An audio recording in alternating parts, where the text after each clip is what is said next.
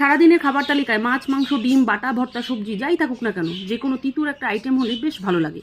বিশেষ করে এই গরমে তিতুর অনেক ধরনের আইটেমের মধ্যে আমার কাছে এই আইটেমটাই বেস্ট। তাহলে প্রথমে ফ্রেশ দেখে করলা নিয়ে লম্বা লম্বা করে কেটে নুন হলুদ জলে 30 মিনিট ভিজিয়ে রাখলাম। এতে করলার মধ্যে তিতো ভাবটা অনেকটা কেটে যায়।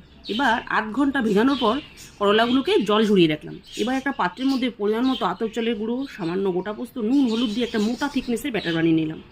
হলো। এবার একটা কড়াইতে বেশ খানিকটা সাদা তেলকে ফুল হিটে গরম করে একটা করে কাটা করলা নিয়ে ওই ব্যাটারের মধ্যে ভালো করে ডুবিয়ে বাস গরম তেলে এবার লো হিটে উল্টে পাল্টে লাল করে ভাজলেই রেডি ক্রিস্পি করলা ফ্রাই। এরপর দুপুরবেলা গরম গরম ধোয়া ভাত নিয়ে সাথে একটু ঘি আর কাঁচা লঙ্কা নিয়ে ভাত মেখে সাথে উচ্ছে ফ্রাই নিয়ে দুপুরবেলা ভাত পাতের প্রথম ভাতে জমিয়ে খেয়ে নিলাম। প্রতি গ্রাসে গ্রাসে কাঁচা লঙ্কা, ঘি আর ভাজা পোস্তর অদ্ভুত ফ্লেভার। তাহলে শনি মঙ্গলবারে সেই নিরামিষের দিনে আপনার বাড়িতে ক্রিস্পি করলা ফ্রাই এই আইটেমটা হচ্ছে তো।